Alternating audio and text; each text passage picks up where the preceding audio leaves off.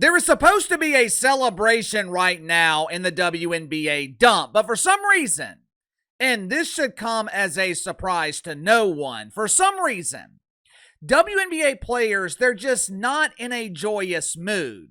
They're not in the mood to express their appreciation, their gratitude to the people who gave them something worth celebrating. Instead of showing their appreciation, these bitter, entitled, insufferable players, they continue to engage in a war with their own fan base, a war that this dump of a league will eventually lose. Headline at Front Office Sports. WNBA viewership up across all networks. This league continues to be amazing. Celebrate the Bud Bongo.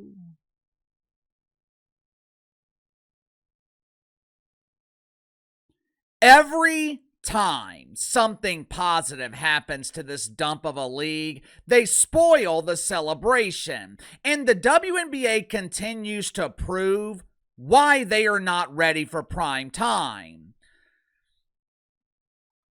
Earlier this week, I had a meeting with a new sponsor. She's a small business, only been in business for a couple of years, but to be just starting out, she has done very well for herself. She's got a great product. We were talking about growth, and she mentioned that she eventually wanted to scale the company. But she said something that a lot of small businesses tend to overlook.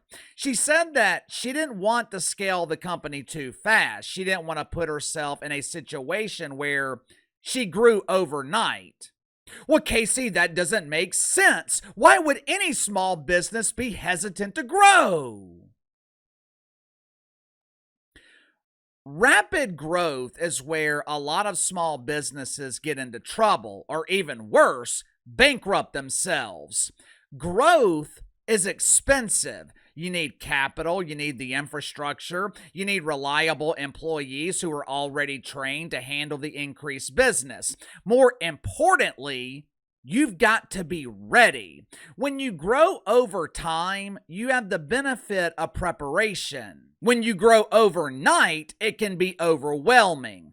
If you've ever watched Shark Tank, I'm sure you've seen the entrepreneurs with businesses 18 months old, already done $10 million in sales. The sharks, they are salivating at the opportunity to invest in the company until they ask about the debt or the number of private investors. Next thing you know, this $10 million company no longer attractive. Not only have they never turned a profit, they're also $5 million in debt. How'd they get into debt?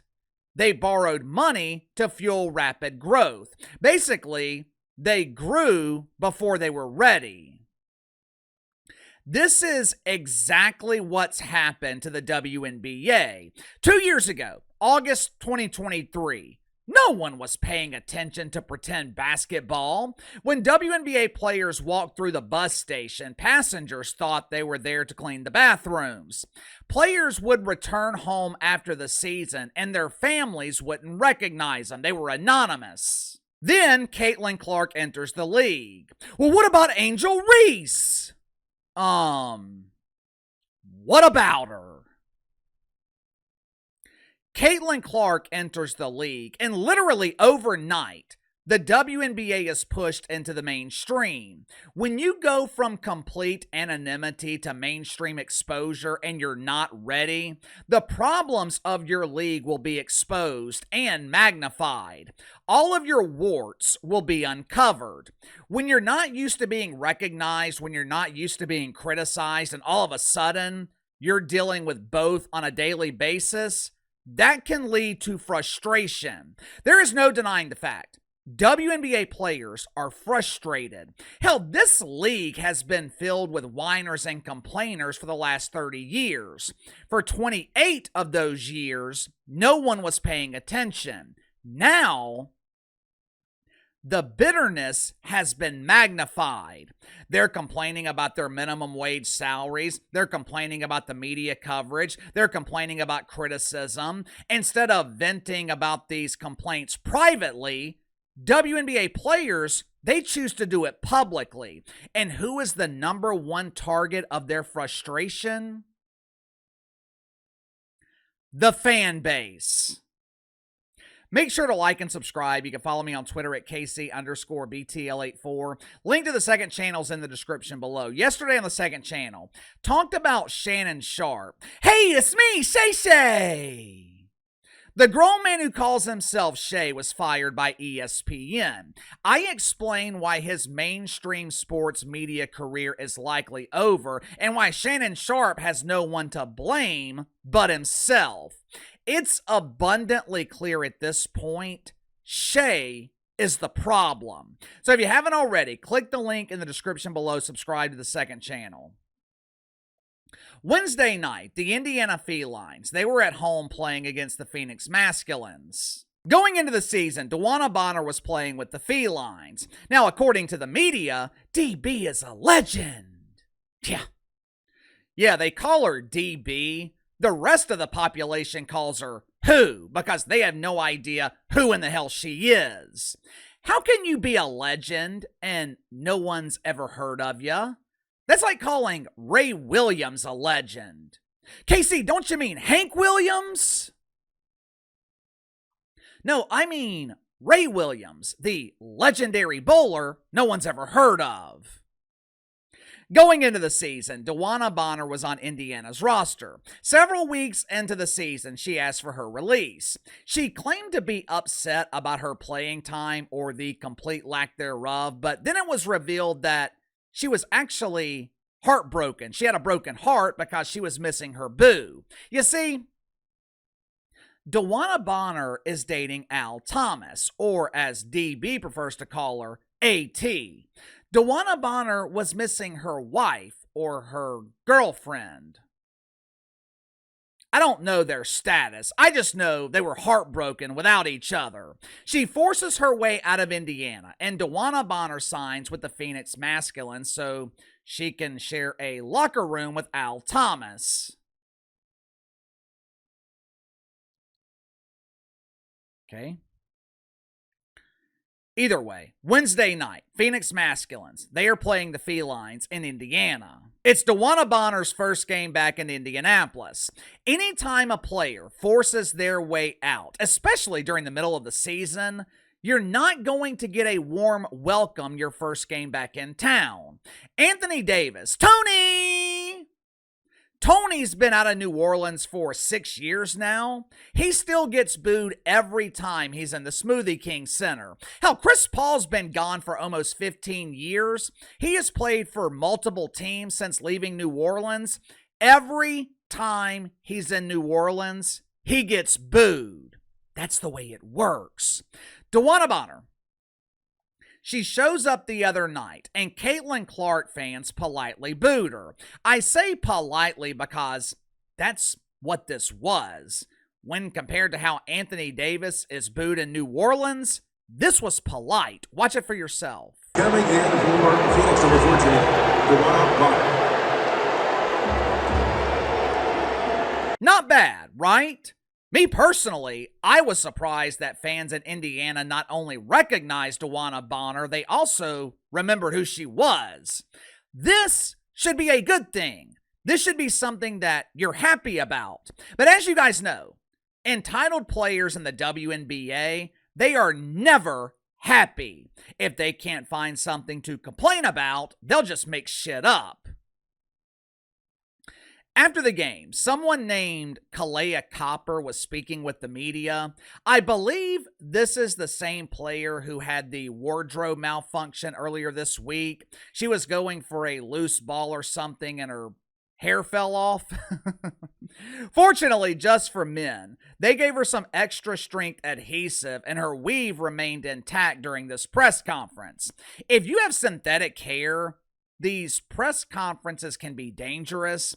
If the ceiling fans are on high, the winds can blow your weave directly into the garbage can. But anyway, Kahleah was speaking to the media after the game. They asked her about DeWanna Bonner getting booed. Now, this was your opportunity to embrace the fan base. This is your opportunity to highlight the WNBA's growth and talk about fans being engaged enough to boo an opposing player. What does Kahleah Copper do?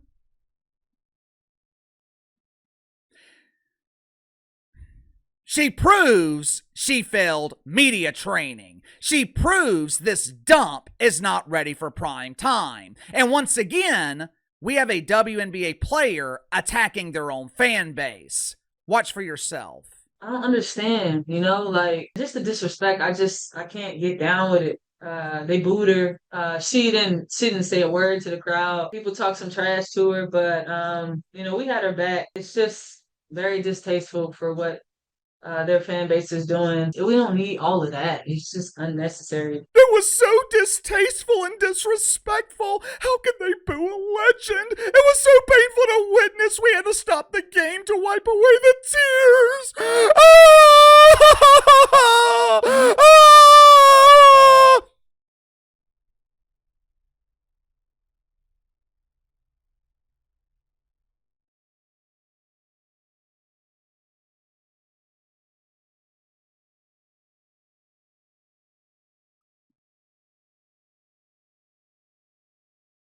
You know, there have been times where I have been accused of being too harsh on the WNBA.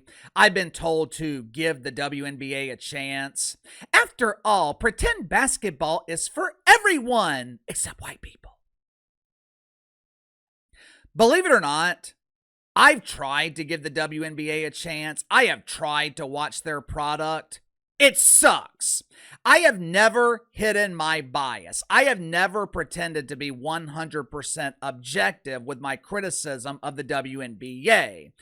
I do not like this league. And the main reason I can't stand the WNBA, besides the fact that their product is unbelievably substandard, the main reason I will never support this league, WNBA players don't want my support. That's not my opinion. Kahleah Copper just told you.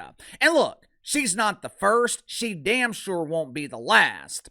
Time and time again, this league has told its fan base, which mainly consists of Caitlin Clark fans, translation, white people, time and time again, the WNBA has told its fan base, we don't want your support.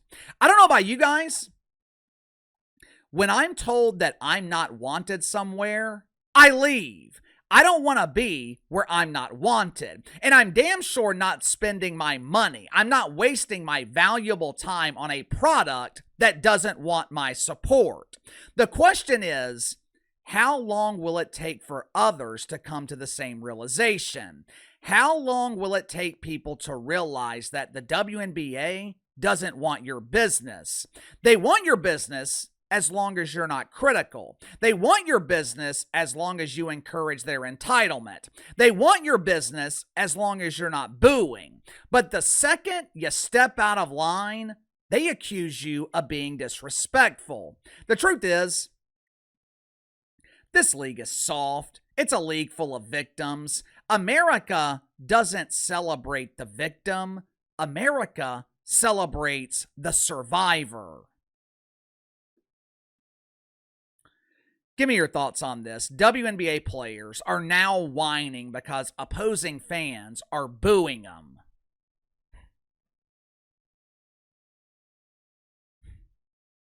Sound off in the comments below. I'll see you guys tomorrow.